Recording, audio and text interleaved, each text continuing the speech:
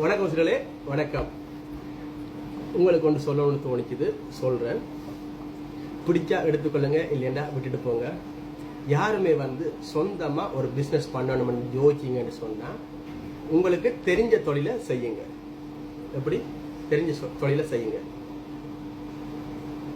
தெரிஞ்ச தொழிலை சொந்த காசு செய்யுங்க. வட்டிக்கு எடுத்து கடன் வாங்கி செய்துடாதீங்க. அதுவும் கூடாது.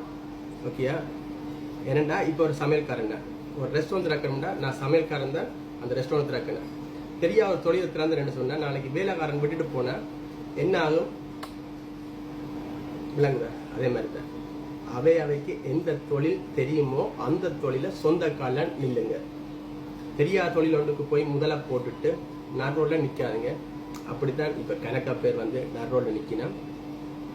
சொல்லணும்னு தோணிச்சுது, சரியண்டா சரியண்டா எடுத்துக்கொள்ளுங்க, பிள்ளைண்டுங்க. அதுவும் சொந்தமா தொழில் செய்யக்க வட்டிக்கு கடனுக்கு வாங்கி செய்யாதீங்க. ஓகேயா?